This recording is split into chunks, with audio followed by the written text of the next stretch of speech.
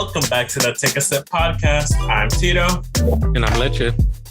And this week is actually quite an exciting week for us. But as always, Leche, what are you sipping on this week? This week I am just drinking a regular coffee, a nice coffee from Starbucks. How about you, man? At 7:30 at night, bro, as of recording this? Dude, it was a hot day, bro. Come on. You gotta cool down with something cold, man. Well, yeah, cool down with something cold, like Corona Extra, which is what I'm drinking today. So. Damn, dude. Yeah. I wish I had a beer now. Damn. Well, you should have. And like we mentioned last week, this week we have a returning guest and a super Marvel fanatic as us. To say the least. To say the least. Leche's younger brother, Esvin. Hey everyone. And Esvin, what are you sipping on this week? I'm drinking on some good old Yoo-Hoo chocolate drink. Remember, guys, it's not chocolate milk, it's a chocolate drink. Oh, it's a chocolate drink. We forgot. Sorry. Chocolate drink, yeah. There's no milk in there, clearly. No real dairy products. Unreal. And like I said, this week is a super exciting week for us because we are going back into the Marvelverse. If you do not remember, we hit on the Marvelverse a few weeks ago. Well, we're already a couple episodes in, a while ago. Yeah. Also with a couple Esvin. Months ago, if anything. Yeah, months ago. Also with Esvin. So go take a listen to that if you want to hear what we thought about WandaVision, what was happening, where things were going. And I mean, to start off this week, following right after WandaVision, let's go into Loki. All right. Cool. I mean, as I personally, I felt like once they were announcing WandaVision, Loki, and Hawkeye and all the these other what and all that stuff, I feel like Loki was really the one a lot of people were more excited for. Oh, yeah, that's a big fact. And for someone who watched all of the shows as soon as they came out, I was waiting 2-3 in the morning to watch the episodes. Sorry. Oh, I know. Yeah. But I remember as in waking up all groggy, be like, "Oh, I watched the episode last night." Yeah, and I was freaking out trying to tell him and all. No, but Loki was the best, and it's for obvious reasons. But yeah. You could spoil it. I think this is going to be a very spoil-heavy spoiler warning episode for obviously. Sure. Yeah, spoiler warning. No, but it's just out of all of them, I feel like it has to do a lot more of what's happening in the MCU. Yes, the actual overall arc of the story. And it's crazy. It's because it's just what Loki does.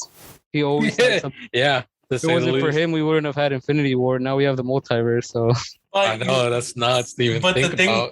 The thing with this series too is that I feel like it made Loki more relatable. A lot more. Humanized him a little more, because you know how in Thor had his movies, obviously, where he got humanized because he was living with actual people. He was learning about the Earth experience and all that stuff. Yeah, I feel like he stepped down from his godly prince throne that he was always on. Loki didn't really get that. Loki, in whatever situation, was still a god. He knew he had powers. He knew he had this ability. It wasn't until now that we actually saw him be vulnerable. Yeah, and that's the way to put it. Yeah, pretty much. The only reason we're seeing that too is because they're introducing a lot more characters that are just gonna be a lot stronger and more powerful than him. So it's beyond just the characters we saw. There's plenty more. There's just the there's more terrifying. Yeah, there's more terrifying antagonists coming our way. Stuff that are going to be crazy, over the top, multiverse shaping, reality bending. Yeah, like gods, pretty much among these freaking movies coming up. It's going to be crazy, dude. I actually want to go a little bit into the show. I know we mentioned a little bit about the trip and how it becomes like the whole multiverse thing and humanizing Loki. But let's actually go into the show a little bit. I mean, to start it off, excuse me. We start off the entire series with where it left off in Endgame. In Endgame, yes, thank you. Where he does get the Tesseract when the original Avengers time travel back to try to get the Tesseract. And there was that fight in the lobby of Stark Towers or whatever. How Loki got it and he disappeared. Nobody knew where he went. This actually continues to where he actually showed up and what happened after he got the Tesseract, pretty much. How did you guys feel about that intro? Oh, I loved it. Well, I mean, I loved it for the main reason that they leave like a gap.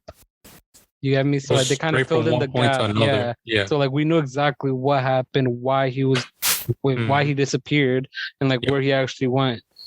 Yeah, I agree with that. I think they did it seamlessly. Like they literally from one thing to another, and everything like literally intertwines and connects, which is beautiful, you know. And I feel like just how that's how every episode of Loki is just a big. They just go at it, like one big thing to another. It's never just like a chill little moment. Like and I mean after that we follow up with figuring out that there's supposedly right now just multiple timelines that we the entire, oh my god, why can I not remember any names? The DVA, thank you. TVA.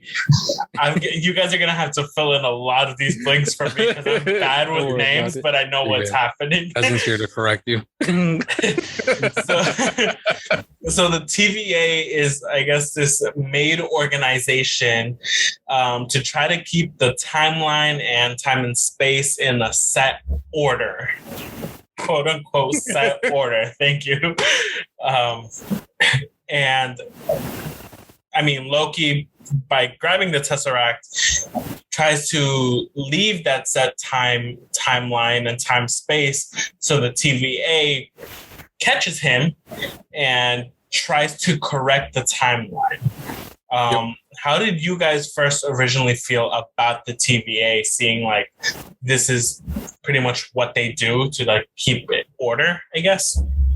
Okay, so I know as he like, just jumped in. As soon as like I heard the TVA be mentioned, like even from the trailers, I quickly had to think of King the Conqueror. There's like I was gonna say, and as a Marvel fanatic, I quickly thought like, wait, there's no one else that's like gonna mess with time but Time Conqueror himself. You get me? So it wasn't like a big surprise for me, but it was more of like an exciting, like finally I get something right. Damn, they're actually going for it. Type of thing. And it's like you can ask Leche. Like I'm always that type of person to have like a whole bunch of theories and all, but to actually finally have one that's correct, I was like, no way. Yeah, he felt huge, dude. He felt huge. I loved how they led up to it, and I just loved how they actually got the concept of time. I wouldn't say correct because we obviously don't know about in real life, but like what people perceive time to be. They got it right in a nice, like, how can I say, an understandable way. Yeah. They don't, because there's no matter how much you put it, you can't really understand time. So unless you're the TVA. All right, so now skipping ahead a little bit, we're figuring out that the TVA is sent out on missions, sent some of their soldiers out on missions because they're getting these little timeline hiccups that they need to try to correct. But just to find out that they are being attacked by what they call variants, which is what Loki is, a variant, the hiccups that happen in these timelines. So during that part, they try to get Loki to, our Loki to help him because he is very mischievous, and they're assuming that this other variant that is attacking their soldiers might be another Loki. So how did you guys at that moment, what did you guys think that, oh, we're going to get multiple Lokis now? Like, I feel like they were building up to that. Like, it's kind of like obvious that if it was one Loki to be a variant, the Loki we know that we're following, it had to be another Loki. Like, I think it was kind of not obvious, of course not, but it kind of makes sense why he would be the stepping stone for all of those times to like branch off pretty much. He's literally the main root that causes that are big events, you know, just like the original Avengers, because if he wasn't there to do that, that would have never happened. If for example, he's the root of it all. Yeah, exactly. Just in point in general, in all the timelines, he's pretty much the root of it all.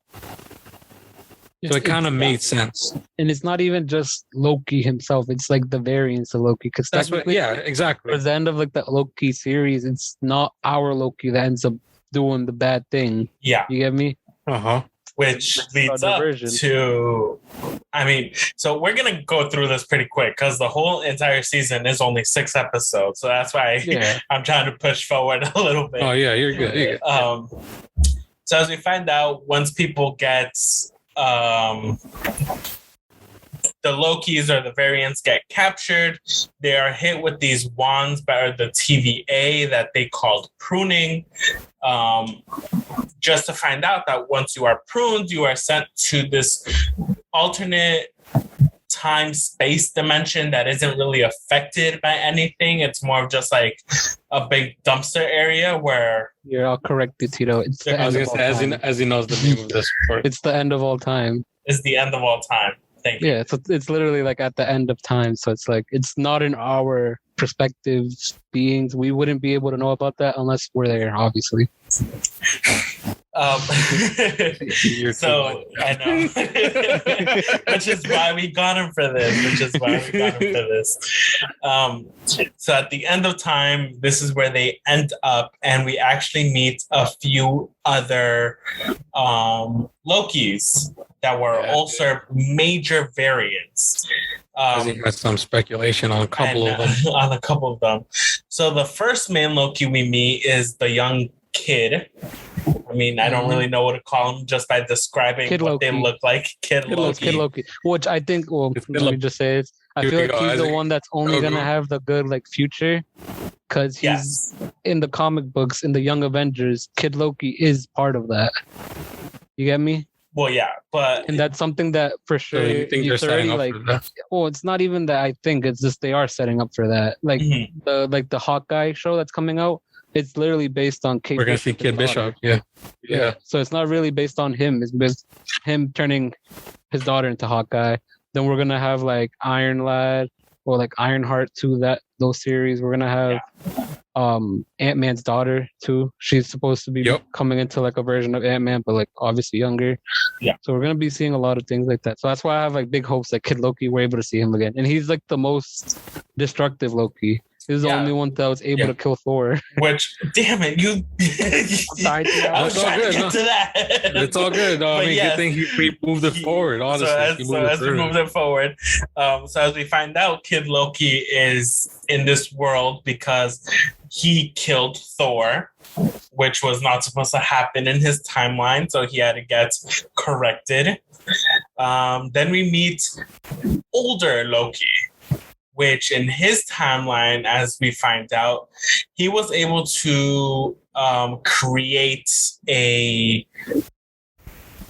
what's it called? A clone of himself for Thanos, so real that Thanos actually thought he killed Loki, when in reality, the Loki was able to escape and live his life hidden and put away. So his mistake, his hiccup was that he actually outlived his death date.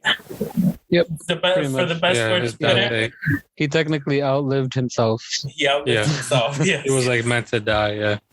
At that moment. Then we meet a third Loki, which, for lack of better words, it was the black muscular Loki, who he claims he was strong enough to kill Captain America and Iron Man, if I'm correct. I didn't really hear that section. Yeah, I honestly don't remember that much. All I know is that he has a version of Mjolnir, so he is worthy of holding like Thor's hammer. Mm-hmm. Yeah, I know he has one of the hammers. Yeah. Mm-hmm. And he was. So you can't forget. Well, if you guys were gonna keep talking, sorry, but you can't forget the most important Loki. Oh, of course. Oh, yeah, that's what I was gonna get to. I was gonna get the leader of all the Lokis. I think he has something to do with a lot that might happen in the future. We have Alligator Loki. Crazy scene when he bites off presidential Loki's hand. Yes. Off a tangent with this dude. One of our clanmates is actually getting that tattooed on their fucking forearm. What, Alligator Loki? Yeah. I think I might too. If I ever get tattoos, that was something that would be one. I was like, he said he fucking loved it so much, like that, even that idea of that. So a lot of people I've seen like plush toys of them. Yeah. I'm like, I wouldn't mind getting one of those. Yeah. It shows up at Build-A-Bear. I'll go back for it. Thanks. And as we find out, I kind of move forward a little bit. We find out that the Loki that was attacking the TVA agents while they were on their missions was the female Loki, who I guess she hated the name Loki so much. I'm still kind of confused a little bit on what happened with her timeline, but she decided to rename herself Sylvie. And as we come to find out, Sylvie's really on a mission to destroy and expose, I guess, the TVA for who and what they really are. Yep. You literally hit it on the nose. Yeah, I was literally hit it on the nose. Perfect. And as we're slowly reaching the end of Loki, well, first of all, the big thing that blew up the internet a little bit was that we finally got, I don't know how much you guys care about this, but I saw it a lot on the LGBT side of the internet. Oh, yeah. How they made Loki, yeah. Both Loki and Sylvie were both considered bisexual. Yeah, gender fluid. And gender fluid, whatever. It's perfect because like not only is it like showing support for like the LGBTQ community, but it's comic book accurate. You get me? I was gonna get to that, but like it's not really because like it's all hands down. Like he's not only made it with like humans, he's made it with. I was gonna get to that. He's always so it done makes with sense to put it like that. Oh yeah. It was yeah, because he's able to shapeshift, I guess. Yeah, exactly. That's why. So the freak. My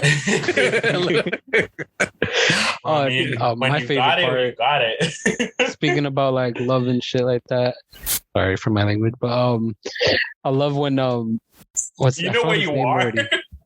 No, I'm sorry, I forgot what his name is. What's Owen Wilson's name in the show again? I forgot his name.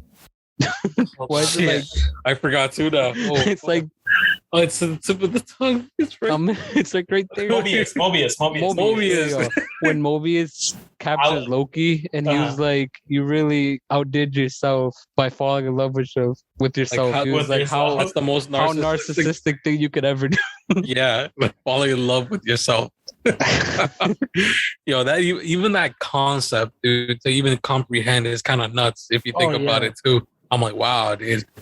Mobius was right when he literally said it like that. Like, wow, like how narcissistic can you be to literally fall in love with yourself? Unreal, dude. So as we reach the end of the series, I know I skipped a whole bunch, but I definitely recommend to go watch the season. It's only 6 episodes, about an hour each episode. But it flows so well for something so quick. And even being announced that there is a season 2 coming already, like by the end of it, which was really good. Okay. So as we reach the end, we get Loki and Sylvie to reach the tower, the holding place of the one timekeeper, or as his little associate calls, he who remains, which we find out is scientist that's much older, from the beginning of God knows what time. From the 30th century. The 30th century. And he was actually able to open, I guess, a rift to other timelines where he met himself. They became very arrogant, like tapping each other on the back, like, oh, nice shoes, nice hair. Like, that's how he explains it.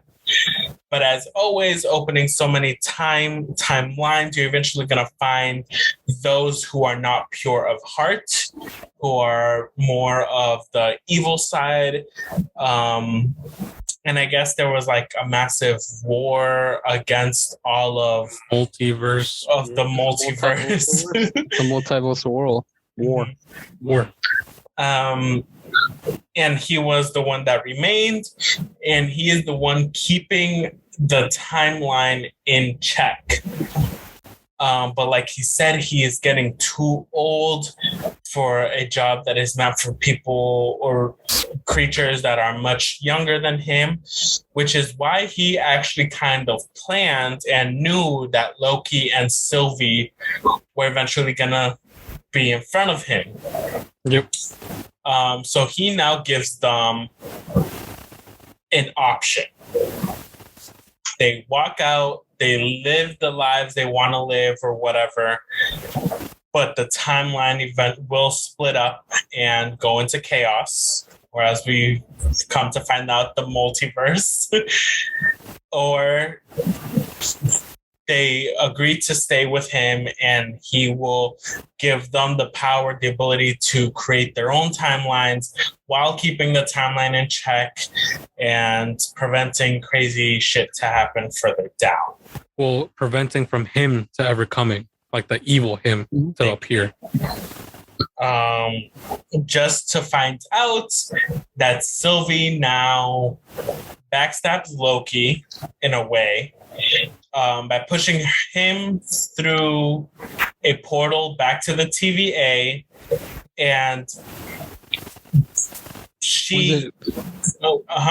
Was it really backstab though? Because she always told planned. It was definitely she always told him her intentions of what she wanted to do, and she ended up doing that. So it's not really backstabbing. I think she always told him the truth, but he never believed it. Yeah, that's what it was. It was she never trusted very anybody upfront with him from the get-go. Yeah. So she kills the timekeeper, and we see the timeline. I mean, it was very the visual was very cool, which is one straight line of beam.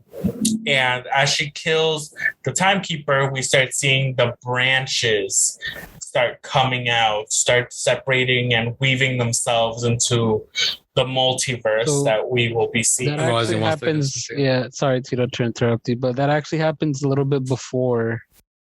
Like the multiversal thing happens before. So this is just a theory, guys. Here we go. But in that moment, we're gonna see that Doctor Strange's spell, and the awakening the awakening of the Scarlet Witch is all what caused the multiversal war. For him to stop processing and actually predicting on what's happening. Like he loses that ability once all that happens all at once, right? Yeah. Is that what you think? Yeah. So, what we've seen in the trailer so far of No Way Home is that he does a spell to make people forget things. So, in the comic books, we've seen a version of that where Peter Parker, Spider-Man, goes to Mephisto. It's not Doctor Strange. It goes. That's what people are speculating, bro. Yeah, and then he's the one that does that. He's the one that ends up changing that. But what he ends up doing, because he can't literally change and he can't change reality. Like the Scarlet Witch, what he does is he mixes two realities into one. You get me? So therefore, he's already making the multiverse there in the comic book. So I have a feeling they're gonna take that storyline and kind of combine it. So that's what we're gonna see in Spider-Man. That's what I have a feeling. I feel like he's the one. Like Doctor Strange is the one that actually kind of like breaks it. Breaks the thing. Yeah, because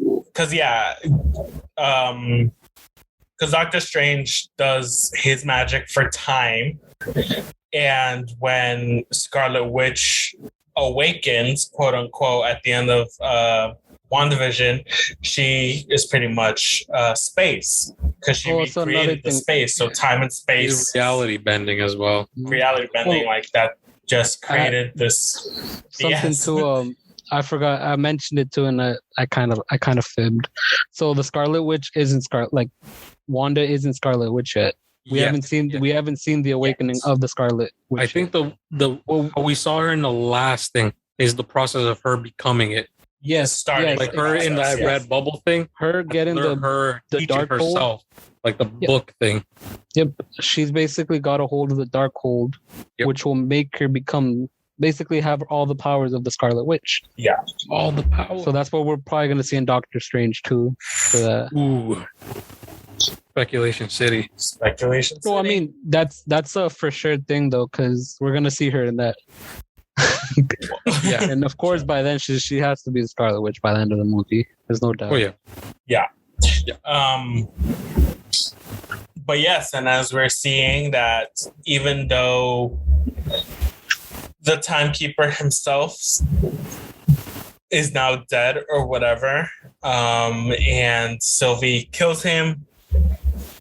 Now we're left to figure out, well, what is Sylvie gonna do? Because now she is in this area. And as we catch back up with Loki after he was pushed through the portal by Sylvie, we see that now everybody, Mobius and all the agents, forget who he was or who he is. And we see that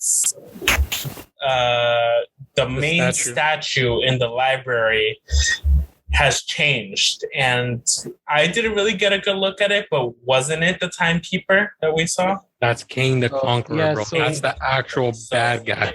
Like that's the main villain. What we ended up seeing was fucking Conqueror. So right before Sylvie kills, I'm gonna just call him Immortus because I'll explain after why I'll call him Immortus. But after she kills Immortus, before she kills him, the timeline, the multiverse is basically branching out already. Mm-hmm. So when she opened up, I don't know if you saw that she used his bracelet to open up the portal.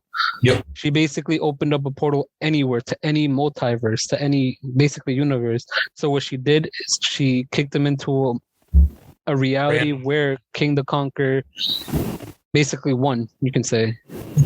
He owns that universe and basically saying. And the only reason I wanted to call the character, he's He Who Remains, right? That's his name? Yeah. So I called him Immortus because in the comic books, there is a version of King the Conqueror, or I forgot his name. Leche, what's his actual name? Fuck. I forgot his. It's not. He's like a descendant from Reed Richards. Yeah, he's like a family member from like the Fantastic Four. Yeah, he becomes Ironheart, right? Or yeah, he's Iron Lad is. Iron Lad. Yeah, he becomes a version of him. He's basically another version of him from a different universe. But in one version where King the Conqueror becomes the most powerful, the real timekeepers actually make a Richards. There you go. Richards. There you go. Nathaniel Richards. So that's who the He Who Remains actually is. That's his actual being. When he existed in the 31st century or 30th century, he was Nathaniel Richards. So in the comic books, Immortus becomes Immortus he was basically, before he was Immortus, he was King the Conqueror, like the strongest king. They called him Prime King the Conqueror, and basically he just conquered the whole multiverse. There was nothing else for him. He was the one singular being of the entire multiverse. So the actual timekeepers, because there actually is timekeepers, made a deal with him. Instead of conquering it, why doesn't he protect it? So he does that, and he said the only way he did the deal is if they granted him immortality, which obviously Immortus, because it's in the name. So I think that's what we're actually seeing here in Loki, is that we're seeing Immortus get into a point of age where he's already fed up with just doing nothing, just protecting the multiverse. That him knowing himself, knowing that when he dies, he's just going to reincarnate to himself again. He basically wants someone to kill himself so he could come back as King the Conqueror again. And I feel like that's what we're going to see, like, coming up in the MCU. It's going to be the same guy, just younger. Pretty much. Yeah, dude. So finishing up, I mean, after Sylvie kills Immortus, as has been just taught us. I mean, then it comes and we see the King the Conqueror statue in the library with Loki. That's where it cuts off. It does its out credits, and as usual, we get the little files because it hits a lot of files in the show. It's very office-like. The stamp that says Loki will return in season 2. What did you guys think? What do you guys think is gonna happen? Like, the real question is, like, when is season 2 going to take place, right? Is it going to probably take place after? I feel like it's going to take right after the Doctor Strange movie. It's going to probably take place, like, literally stepping off of that movie, depending on where it leaves off and drops off. It might lead into like another side story for Loki. And then whatever repercussions happens in that series, another time event, some bullshit is going to happen in the background, I feel. I feel kind of like the opposite. I feel like it's going to be the show that leads up to Doctor Strange.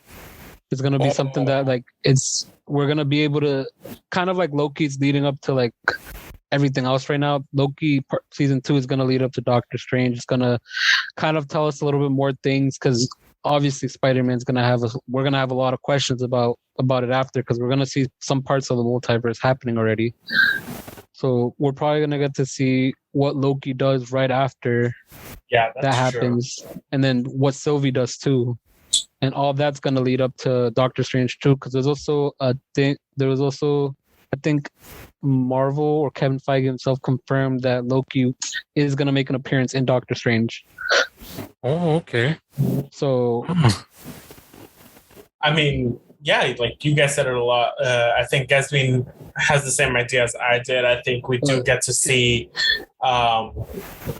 right after the Doctor Strange movie, we do get to see what happens with Loki, if he catches back up with the other Lokis and tries to recruit their help in whatever situation they're in now. We find out what happens with Sylvie.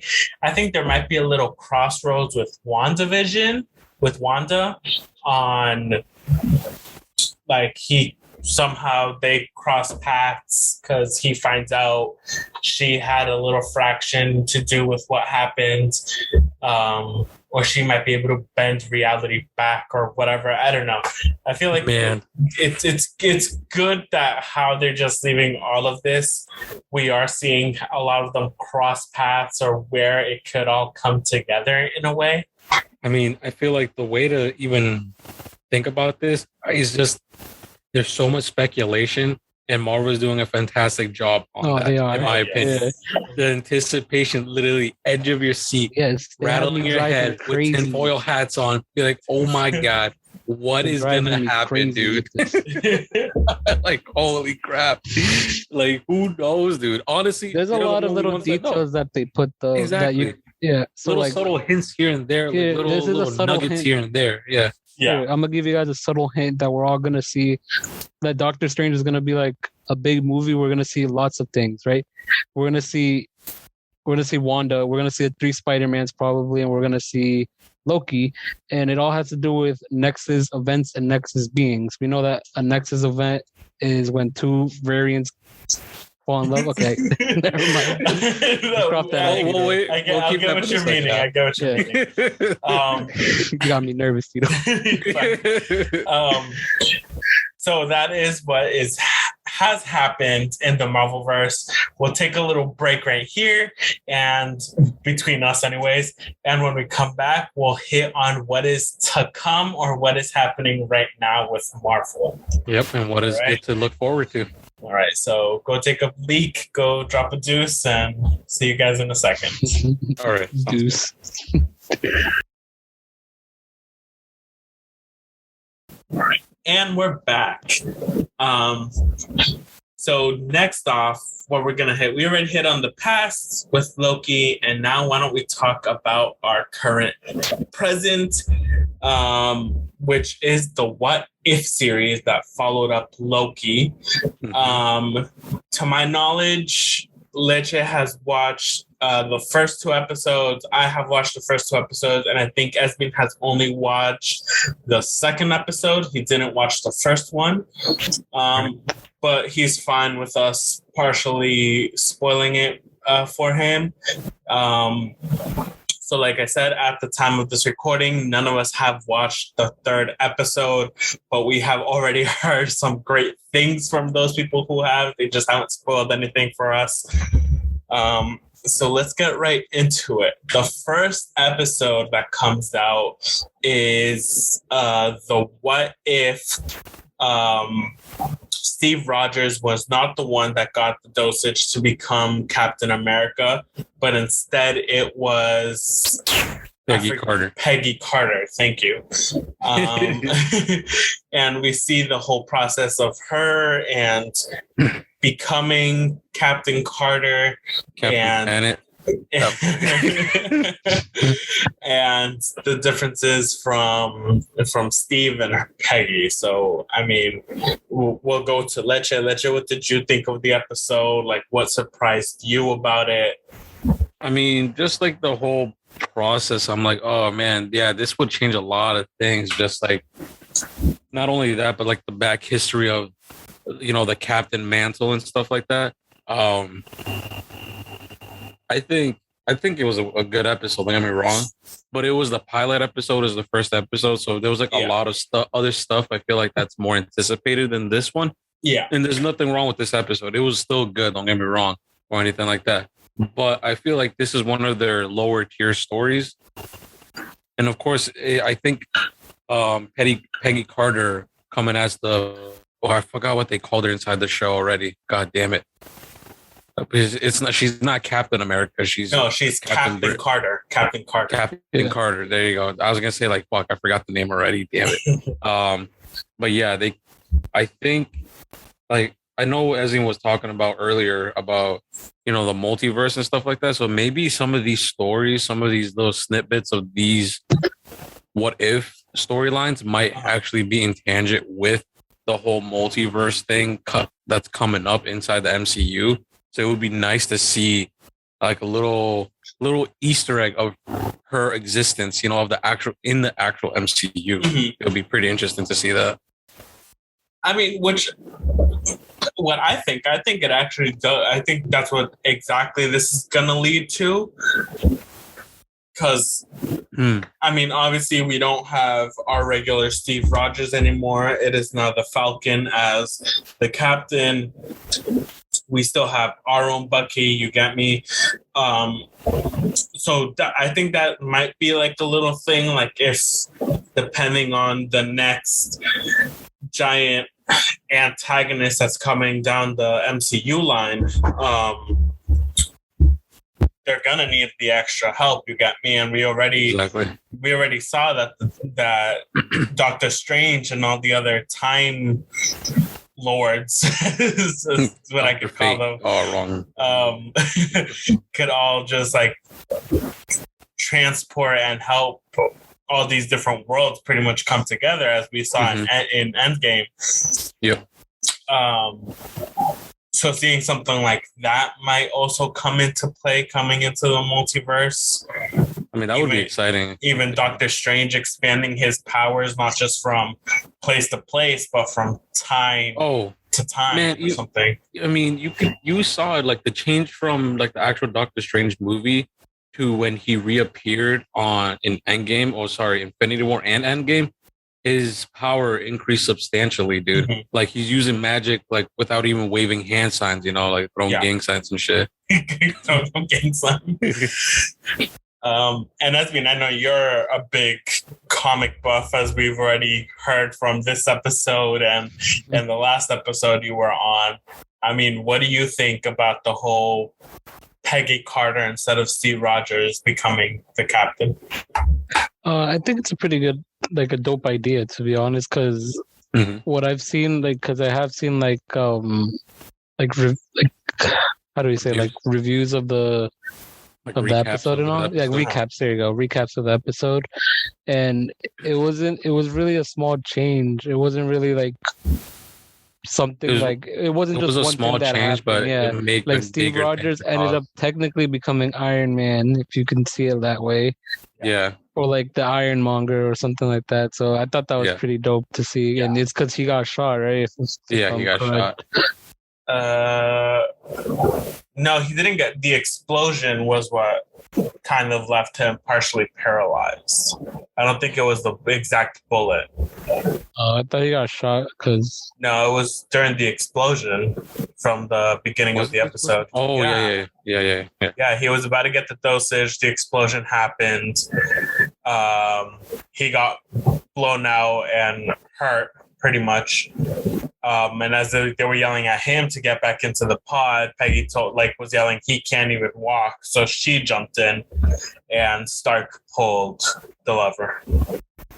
I feel like in the actual MCU, that would have happened pretty easily, like without a doubt. Oh, yeah. Yeah. That's why I think it's so close. That's why I was like, this is literally setting the precedent, like literally one little minor change. And it's so seamless from like the actual scene when it actually happened. Yeah. And stuff, which is nice, which is cool to see. Yeah. And even still, so like the whole, because of the time that they're in, obviously from the World War and all that stuff, like we still see Peggy, even though she is this superhuman,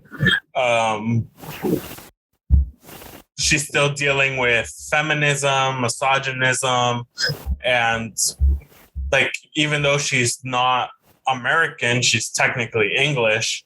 She's on the American side, like helping them. She rescues Bucky's platoon, and she headlines this entire battle against Hydra. So, sure. I mean, it's like we said, Leche, it's a pretty good episode. I still definitely recommend to watch it. It's definitely part of the What If series. Oh, something we left out was that the whole What If series is, what's the word? It's hosted, or the narrator of the entire series is by The Watcher. Which I think we got a little bit of a view during one of the movies. I'm not 100% sure of The Watcher. I don't. Guardians of the Galaxy. It's a Stanley. It's like a cameo. It's a cameo when he comes in. It's a cameo. Oh, yeah. With the Watchers. Yeah, when Stanley's in the astronaut suit and he's with the Watchers, one of those Watchers is the one announcing the entire What If series. Oh, okay. Yeah. Because I do also know a little bit of lore about him. I know it's in their name. They're Watchers. They're just supposed to watch and see what happens, take notes and whatever, not really interfere. But I do know that the main announcer Watcher that we're dealing with, he does eventually interfere with the Fantastic Four 2 times. And then the Watchers pretty much pushed him away, like he's not part of us, but he is now dealing with himself, watching and doing whatever the hell he wants now, I guess. But yes, there is that little story on The Watcher. Next, the second episode, which all three of us personally enjoyed it 100%. We have What If T'Challa, aka Black Panther, was the one that got abducted by by Yondu instead Ravagers. of by the Ravagers and Yondu instead of the original Quill, but Star-Lord Quill that we know. Quill. Yes. I kind of want to hear Esvin's thought on this episode. I want to hear Esvin's thoughts first on this one, yeah. Oh, I thought it was a perfect episode. Cause I thought it was funny because I thought I was like, how are they just gonna switch up and take T'Challa by accident? But it was more like the Ravagers that went to go look for the kid messed up, and I just find it hilarious how they say literally one small mistake. All humans look the same. You said two holes, two eye holes, two ear holes, two smell nose, one ear hole, one ear hole. Oh no! But throughout the whole episode, I just thought it was amazing. It was just like a lot of things that could have switched, basically. Could have not happened just because of a little thing. And my biggest thing was like Thanos not being who he is. I think it was hilarious. Oh yeah, how T'Challa was able to talk to Thanos and talk Thanos down from being this Mad Titan. Titan. It's just funny how they play with him like, oh, his plan is genocide, and he's like, but it is efficient. Yeah, and everyone's just looking at him, and he's still trying to push this plan and think like it's a good idea. When everyone's like, yeah, good thing he stopped you. So we see T'Challa get abducted by Yondu and his crew, grow up, talk to Thanos, and next thing we know, instead of Gamora, because Thanos never attacked Gamora's planet, but he did still have Gamora's sister, which Nebula, thank you, who is more human-like instead of being this crazy, mad, half robot alien creature that she is. She tells T'Challa that she has one mission. She, instead of Thanos being the mad titan that everyone's scared of, what's his name? The Collector. The Collector, thank you, is the one who sees that there is this space missing in the throne of power for a lot of these galaxies. So he is the one who takes the place. He takes the mantle pretty much of that. The mantle of Thanos, yes. Ooh, yes. And they're trying to sneak in to try to steal an item that is able to help specific planets and feed people or the life forms of the planet, which they're talking about Earth, obviously, because even her little projection thing, it was Earth, just dealing with a lot of global warming, for lack of better words. Yeah. And the one cool thing that I did see in this episode as well was they did do a little nod to Howard the Duck.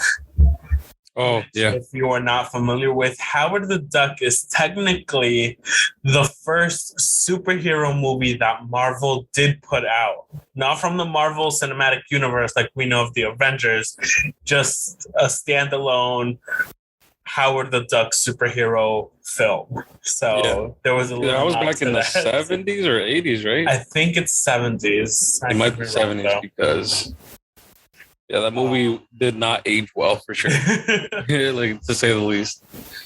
But yeah, I remember not seeing the movie in particular, but seeing like clippets and snippets of that movie. I'm like, oh, this looks bad, but it's funny. And we also see that technically the army that what should have been Thanos' army is now the Collector's main security force in this Black Order. The Black Order in this palace that he has of collections of different alien species. The Celestial's head. And we also come to find out that Yondu didn't return T'Challa because he told T'Challa that his home place was just destroyed. Oh shit! It was destroyed and no one survived. But as they're running in their different directions in the collector's place, T'Challa's necklace, because he did still have his necklace that he grew up with from his clan or whatever, the Wakandans, it starts interacting with one of the ships that is in this place. And as we find out, there is a projection message, almost Star Wars like, how we see Yoda sometimes in those projections. Yeah, okay. That it is a message from his father, that they are still out there looking for T'Challa from Chaka. Still T'Chaka, bro. What? It's T'Chaka. Oh, T'Chaka. Sorry. I don't remember names. This is why I need. I know they're hard to remember. Don't get me wrong. There's a lot of names. For sure. And I mean, what did you guys think about this? Like seeing that. I mean, Yondu, even on a different timeline, they still had to lie to Peter and T'Challa. That shows you, like, like even one little minor change isn't going to change the entire aspect of a character. But in the same episode, they did they changed the whole characteristics of a freaking character, like Thanos. Yep. So it's like some characters literally stay the same, just like Yondu. Mm-hmm. And then, like, they throw a fucking Uno reverse card and be like, "Oh, Thanos is actually nice in this one," Uno like, not the Mad Titan, So it's kind of like they show both aspects of the changes in one episode, which is fantastic in my opinion. Yeah. What did you think, Esvin? I know you have a lot more notes on this episode. Oh no, I love that they kind of like brought it back to like he actually went home. He was able to actually go home, and like I love that interaction they had, like seeing the Ravagers with like the Wakandans and like the Dora Milaje. It was just so funny. Yeah, that was. I just thought it was funny, like those little clips. I feel like those had to be there. Like you couldn't just like have him go back home and not have. Yeah, like that had to be an interaction, like a full. A full thing with just that alone would be I agree with Leche too. When he said that they can, it's a what if series, so they can. Some characters are gonna still do. They're still gonna have make the same decision. You can say, and some characters are gonna just completely do a 180 and do the complete opposite. So, yeah, that's the magic of what really if, cool. Right? Yeah, which is pretty freaking awesome. And even still then, I mean, yeah, the interaction between everybody, and we even hear T'Chaka ask Yondu, "Oh, okay, I get everything that's happened, but there's one thing I still don't understand. How did he get on your ship?" And that's true. Like, how do you explain? So I kidnapped him, told him you all died, made him this massive intergalactic superhero. Was it really kidnapping if he went willingly? Yeah, I was gonna say that. Is it kidnapping if you went willingly? I mean, he told him, he said he wanted to go see the world, and Yondu said, "I could go show you the universe." So yeah, I like that. Yeah, that's true. And even finishing this off, I mean, they still make a return to the end as we see Peter Quill, a grown up, living a regular human life, if that's what you want to call it, working in a fast food place, cleaning up. And we see a ship land. And it is his father, Peter Quill's father, Ego, that we see in the films, show up and tell him, "I'm your real father," leading to a whole other timeline where he can actually manipulate Peter now to take over the planet. Since he has no outside influence and stuff, and that's entirely new to him. Ego's plan was never to like manipulate his children. He feasts on them to get more energy. More energy, yeah. Mm-hmm. He's what is it called? Ego, the living planet. But I mean, he's known as what? He's a celestial, technically speaking, right? Yeah, he's a celestial. Yeah. Okay. Yeah, that would be interesting. A what if on that end? But And then we have episode 3, which I said like none of us have watched. So that is probably the homework I am leaving for all 3 of us to do right after this. And to my knowledge, that is all that is happening now. Next, all we really have is what is coming to the future, which is just a whole bunch of trailers that have been coming out and announcements. I mean, the closest thing we have right now is that we have Shang-Chi and the Order of the Ten Rings, starring Simu Liu and I believe Aquafina. Yeah. Which I hit on a couple weeks ago too. Great actors. Aquafina super hilarious and comedic relief. She's a great actress too, with her own show. My Life as Nora, I think the show is called, or just Nora. So I mean, what do you guys think about this trailer, or what is to come with Shang-Chi? I want to hear Esvin's thoughts first on this before I go in.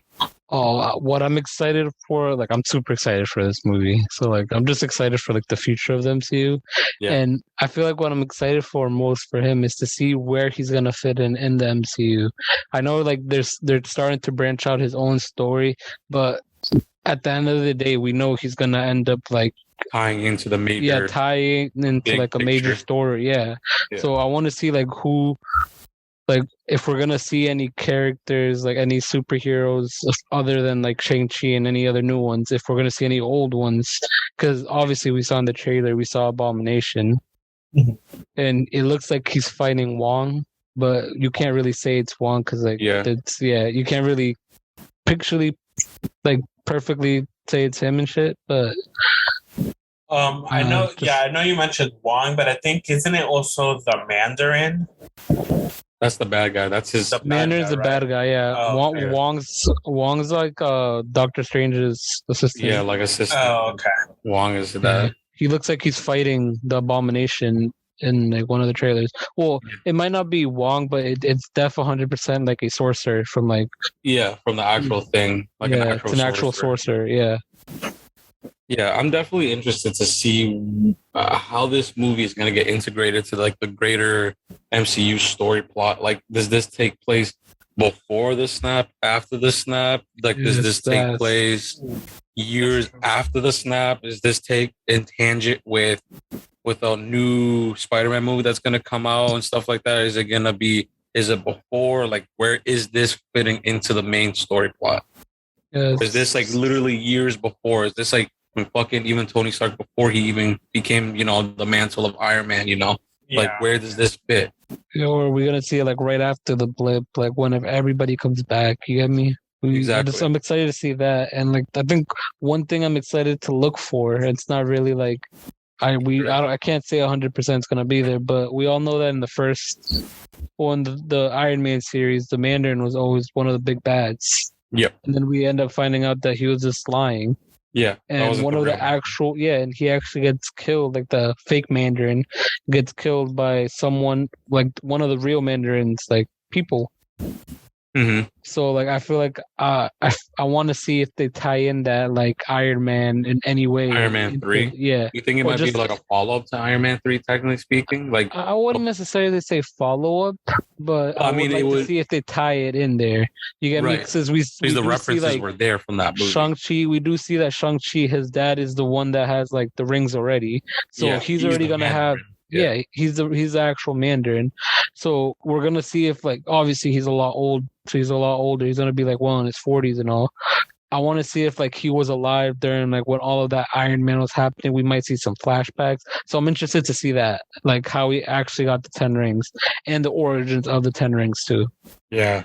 Because I honestly do not know much about it, and it's not that I've haven't shown interest. I've honestly didn't know about Shang-Chi like that. Yeah, like he was one of those, I don't want to say it like this, but he was one of those lesser known, and like he's not, the big dogs, back with the names of the MCU. That's why I think that's what I'm excited for, because like every character we've usually had has been like a big character from like the comic big books. hitters, like, and like we're finally getting someone that hasn't. Yeah, we're finally getting someone that hasn't had like a big comic book thing, and we're actually gonna see them on the big screen. And really excited for that. Dude, that's gonna be fucking awesome.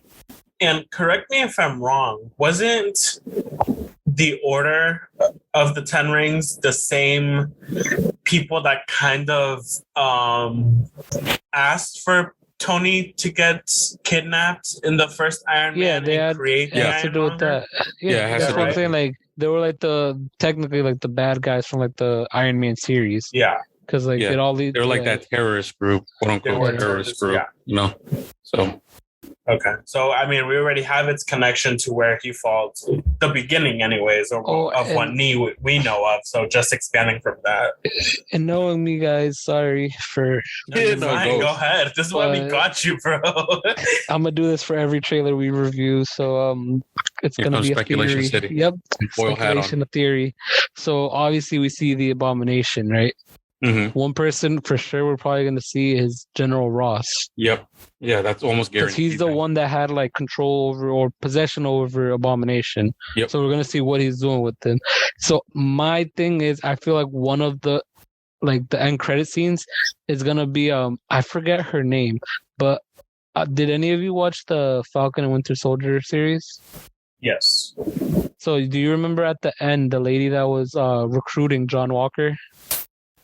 Oh, the one that ended up being like a double agent or something, a triple agent? No, she's not a double agent. She's kind of like pulling a Nick Fury. So she's assembling a team. Yeah, she's assembling a team, and she started with John Walker because he's a super soldier. And in the end of Black Widow, she does the same by recruiting Natasha Romanoff's sister. I forget her name. And the Taskmaster, because she has control over them. So she's kind of building up a team if you look at it. So my theory is that she's gonna recruit the Abomination as their big, like their brute force, kind of like the Hulk, you can say. Yeah. And who has possession of him is General Ross. And in the comic books, we all know that he ends up being the Red Hulk. Oh, yeah. And I feel like all that's gonna lead up to. I feel like Shang-Chi is gonna lead up to She-Hulk. Ooh, yeah.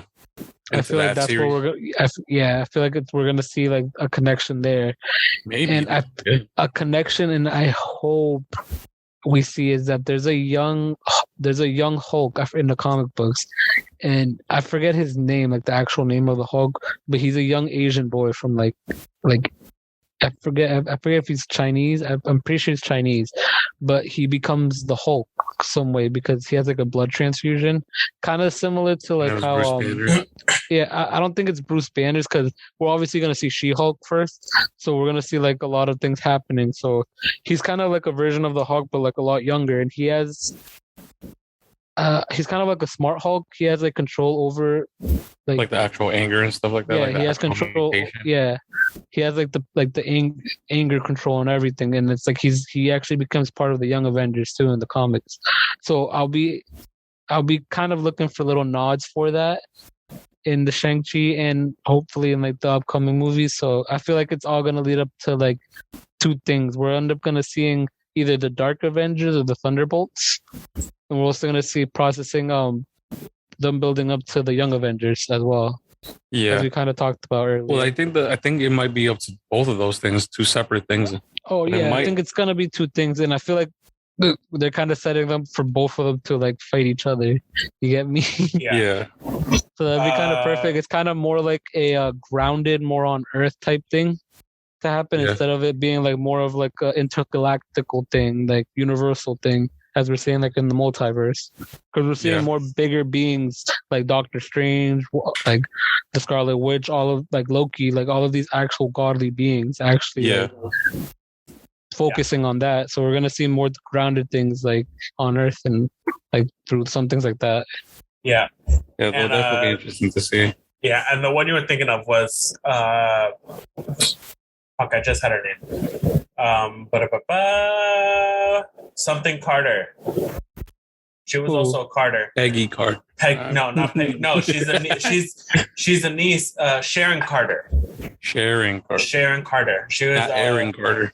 No, she's also from Shield, and she's, I believe, like the great niece of Peggy. Oh no, Carter. she's not the one assembling the team. She was the bad guy in there, but she's like an older that's why lady. I thought you were like talking. No, she's like an older lady with white hair.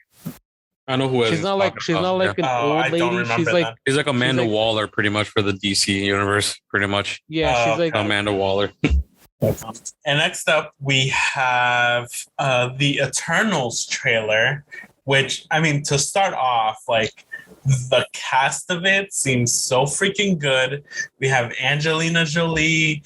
We have Salma Hayek, just to name two of this all-star cast. And I kind of want to have Esvin explain the Eternals a little bit, because I'm still kind of confused on who or what they are. Or if you want to do it, Leche, what if you guys take the reins a little bit here? No, I want Esvin to explain this one for sure. Okay, brief little story. Here we go. So Eternals are beings that were created by Celestials, and we know Celestials are basically what the creators of the universe, you can say.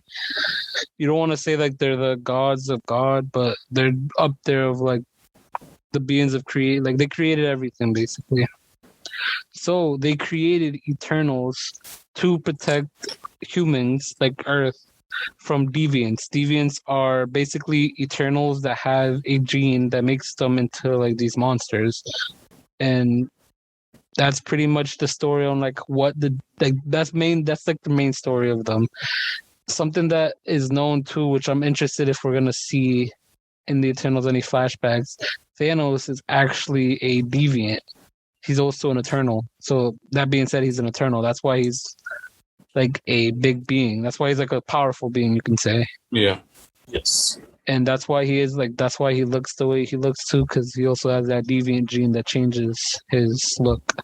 Yes. So that's what we're probably going to see in the movie. It's the deviants probably trying to attack Earth and them defending them. Well, so as we see from the trailer, the Eternals come, they're protecting humanity from the deviants. As time goes on, yes, they're using their powers and helping humanity grow and expand, but as they mentioned during the trailer, even during the wars that the Avengers had with Loki in New York, with Thanos, they said they weren't able to interfere because their one goal was just to stop the deviants. The deviants. Yep. So, like as being said, Thanos is technically a deviant, so it might be them coming to that realization on they should have helped, right? Mm-hmm. That was probably so. We'll probably see like an internal struggle between all of them. Yeah. And even still then, they then also talk about, oh, now with Steve Rogers and Iron Man gone, who's gonna lead the Avengers? And then they start joking between each other, oh, it's gonna be me. So it's like, how do they integrate themselves with the Avengers, gain that trust? And even if they find out that Thanos was a deviant, is there going to be another conflict now with the Avengers on, oh, why didn't you guys help us when we needed the help, seeing all the craziness that happened? Yeah. I feel like they're going to kind of pull off a Captain Marvel, saying like kind of how, who was it? I think it was War Machine that asked her, like, where were you? Like, yeah, where were you when all these things were happening? It's like, we had other things to do too. It's like, not only, like, Earth isn't the only place, or they're not the only, that's not the only things that are happening on Earth. Yeah. You get me? In the galaxy, yeah. But you see, at least with Captain Marvel, like, she has that excuse. Like, she was helping other races, other planets. What were the Eternals doing on Earth, seeing things playing out right in front of them? You got exactly. Yeah, but I think they weren't doing anything. This whole movie, I feel like, is gonna be like the repercussions of them not doing anything. and then them feeling guilty. That guilt is literally going to be in their conscious, and that's going to divide them. So, and there going to be internal conflicts between themselves. And stuff. I don't believe War Eternals. I don't believe it will be something like that. Cause, you don't think so? No, because I feel like obviously they can't interfere because of they're kind of like they're programmed in a way. No, not programmed, but they have a boss, you can say, which is the Celestials, their creator. So obviously they're gonna listen to someone that's like can kill them easily or get rid of them on like a snap of a finger to them. You get me? So obviously, like kind of like the Watcher, how he's able to watch but not interfere. They're only able to interfere unless it's deviants. If not, there could be like repercussions for that to them. No, but that's what what we're saying. Like if Thanos wasn't technically a deviant, why didn't they interfere? Like, why didn't they? I feel like that might be something they switch up in the MCU. In the actual story, like the plot, like he isn't an actual deviant. He's literally just because in the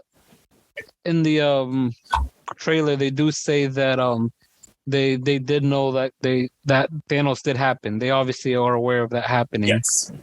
And they said that there was 2 snaps after about 5 years later, which was obviously Professor Hulk's snap and Tony Stark's Iron Man snap, that opened up a gateway. And I want to say a gateway, but it opened up like you can say a door for all these deviants to escape all these from where cosmic they actually beings, were. Yeah, cosmic so beings. I feel like that's what we're actually gonna see. Like how happening. I think Raccoon said it. Said Raccoon. Rocket said it best. Like it became like the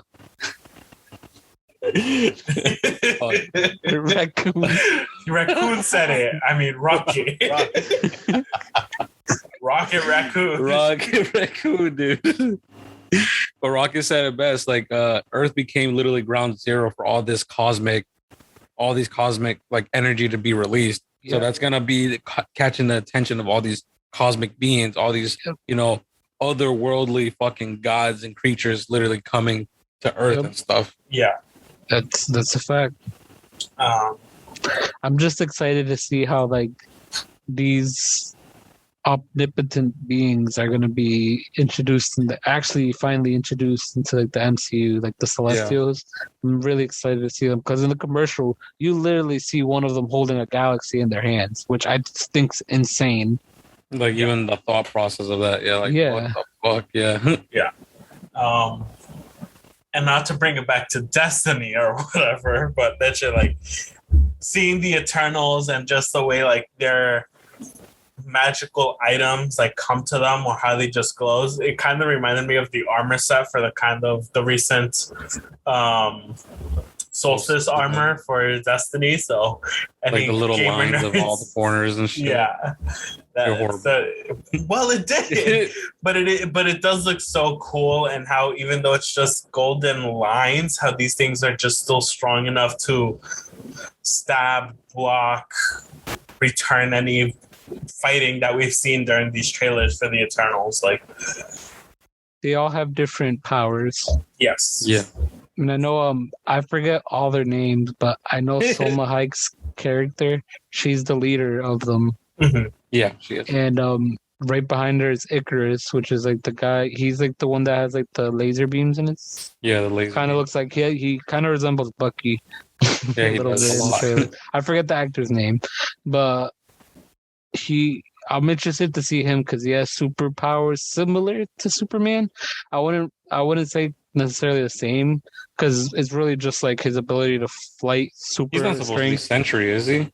No, he's not supposed to be Sentry. No. Okay, cool. So he's supposed Sentry is supposed to be like the equivalent to Super. Oh no, yeah, he's not supposed to be MCU. But he's supposed to have like super strength. He could fly, and he has like Oh, okay. Like heat vision. That's pretty much it. Like laser beams for his eyes. That's like those are his superpowers. And I've seen like a lot of people have been like kind of mad about that, saying like he's a rip-off Superman. Like no, he's always like no, like that. literally like, two different he's like that. Yeah, like two different. Like, they can't compare, bro. Universes. Comparing oranges to apples, like come on, dude, chill out.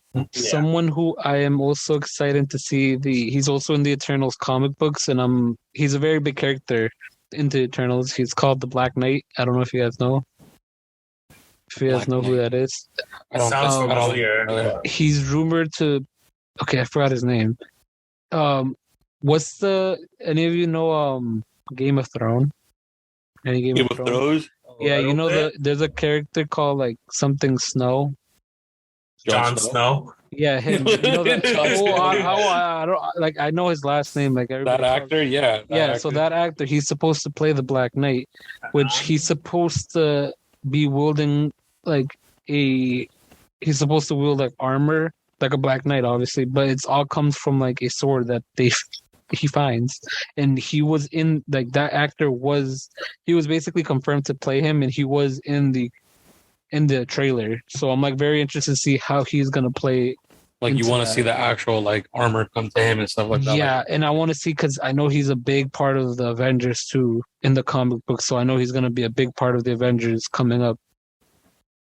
We'll see, dude. I definitely want to like how we said like for Shang-Chi. Like I want to see how this is gonna tie into like where they're gonna fit into like the actual like storyline and like where they're gonna be placed into the MCU itself.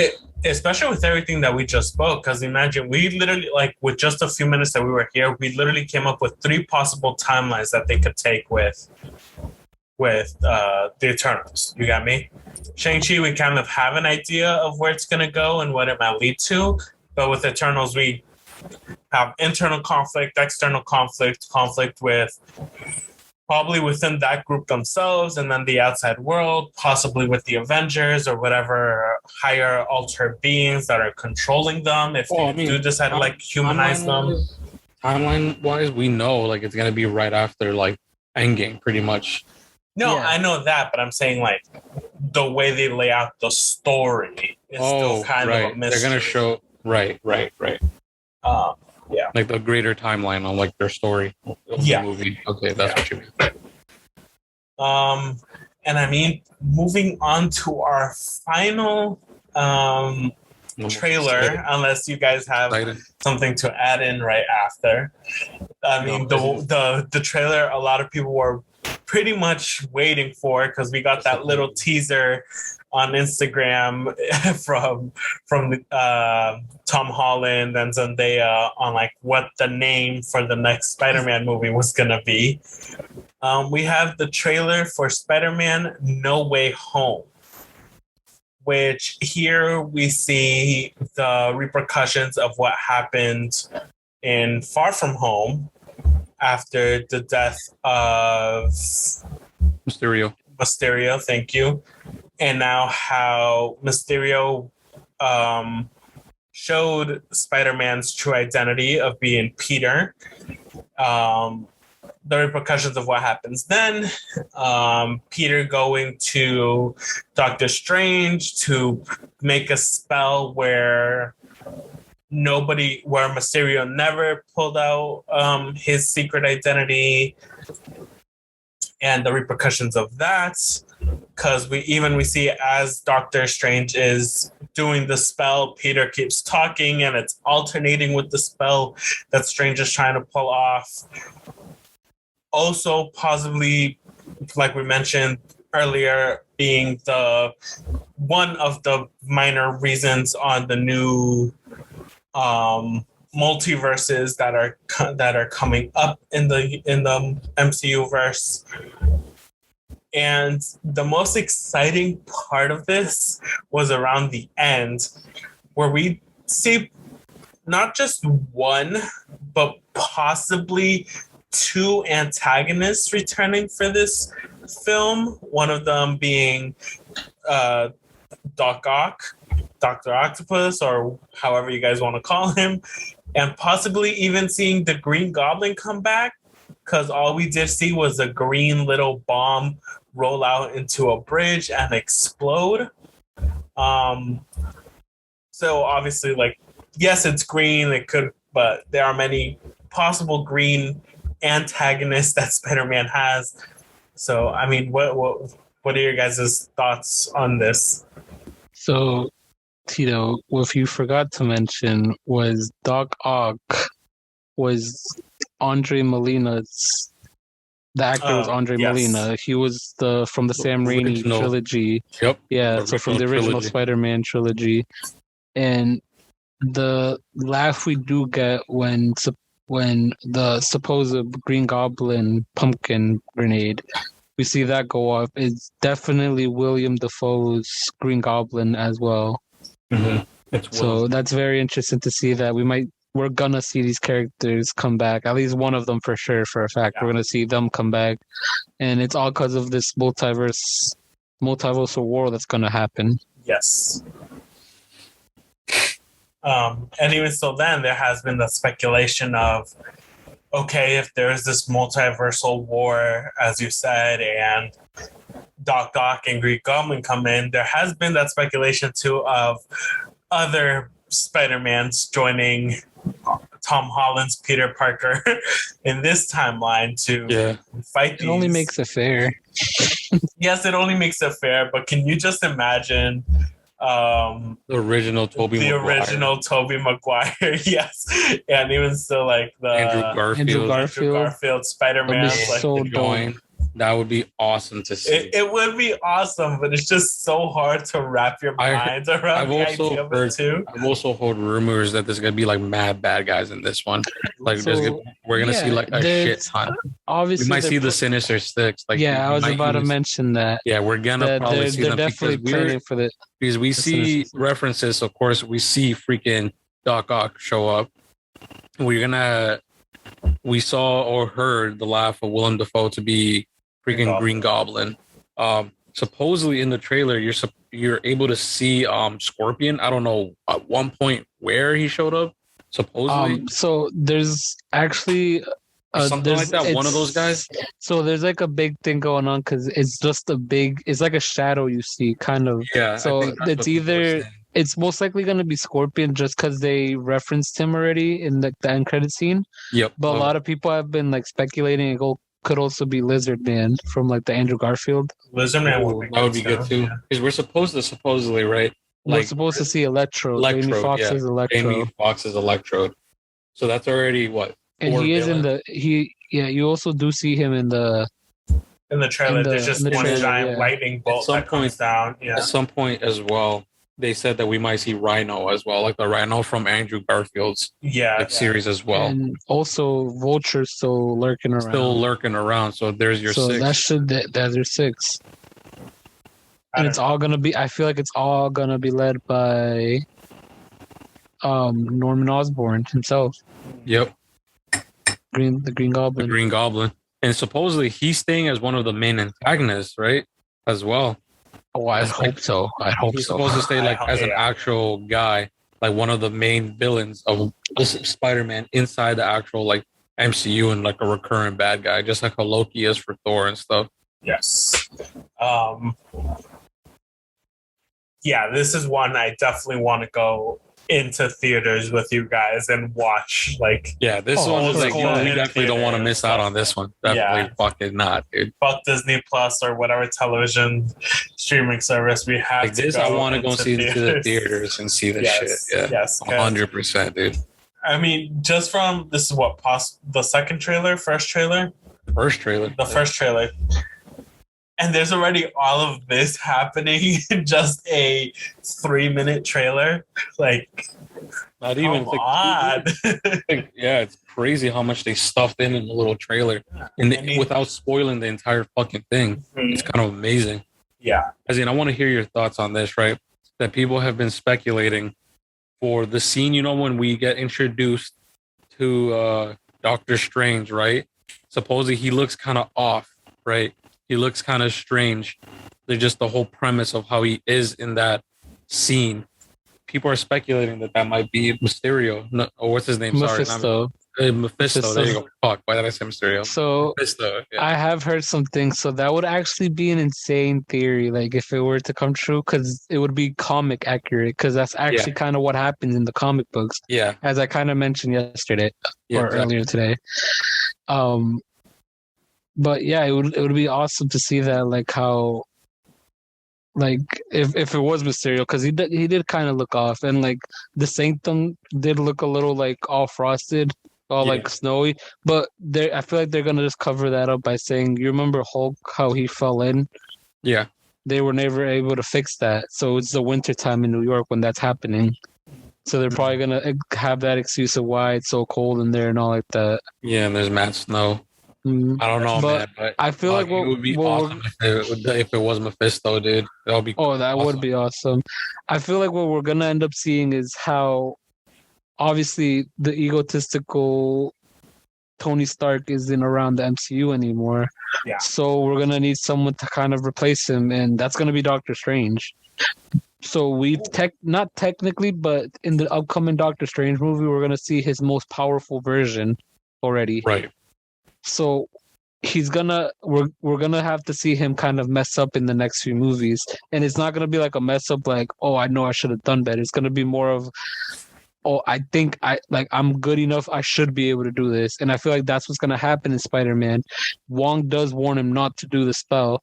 And him being who he is, he's always thought he was like above, better than everybody. He's always done things. He had the same mindset as Tony, pretty much. Yeah, he was still that rich playboy. Yeah, and he always does things not that they tell him not to do. Like, look in the first one. They told him not to read the book. They read the book. They told him not to mess with time and the time with, or not. Don't even touch like the. Don't tell them you're Iron Man. I'm Iron Man. Yeah, basically, they does the opposite. So I feel like he ends up messing up the spell, and not even, maybe he could have pulled it off, but Peter Parker being there talking in the same time kind of probably messed it up as well. Yeah, he was out of focus. Yeah, but yeah.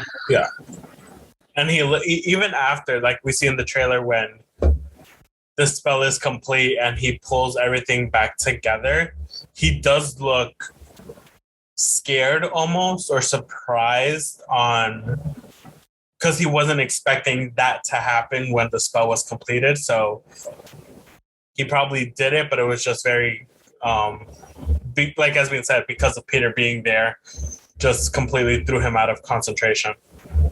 This movie is going to be insane, bro. I think, as you said, this movie is going to be the movie to actually watch, because this is going to be the stepping stone for the multiverse bullshit. Yep, this opens everything up. Yep. Because of this movie, the repercussions of that movie is going to lead into like why Loki happened, why this happened, why that happened, and all that bullshit. It's all going to tie that together. It's not going to be, like everything coming together, just like Avengers did, pretty much, like for the first phase and stuff like that. But it's gonna be like, because of what's happening in that movie, we're gonna see new players emerge, and then it's gonna lead to a new Avengers movie, if that makes sense. Yeah.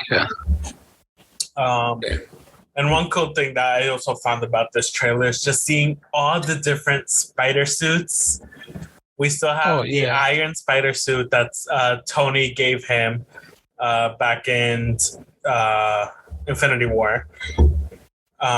We see not just his basic red and blue spider suit that everybody knows about. We also see his red and black suit. And finally, we also see his all black suit, which is supposed to be kind of like when Venom takes him over.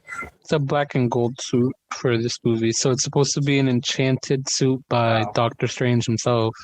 So that's going to be awesome to see. Yeah, I want to see that. It's kind of like a reference in the comic books. There is a reference where Iron Man does trade places with Doctor Strange, and basically Tony Stark has a suit that's enchanted.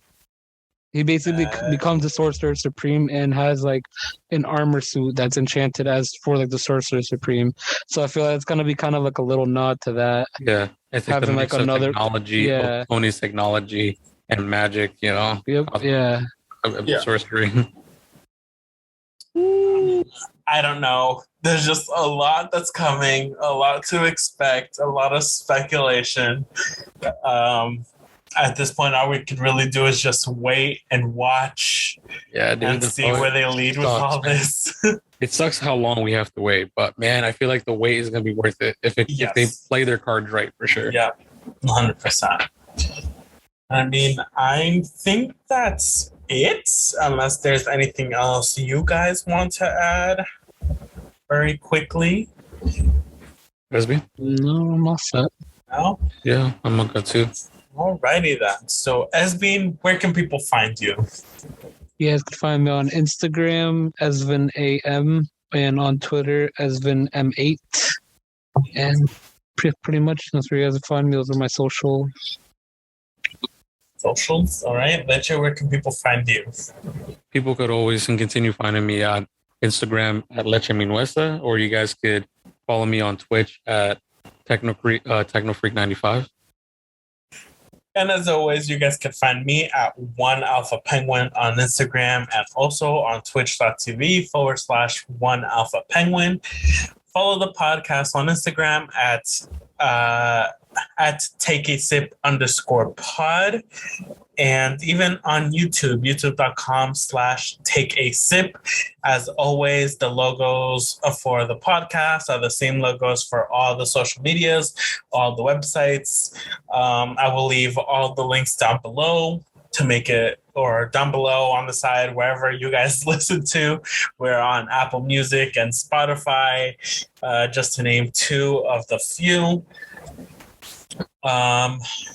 And you guys could also head to anchor.fm/takeasip, which would also have all the links to all other forms of platform if you guys want to take a listen to that.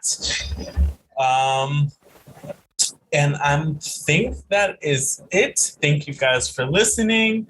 Have a nice day or good night or afternoon, wherever you guys are. And we'll talk to you guys next week. Bye-bye. See ya. Yeah.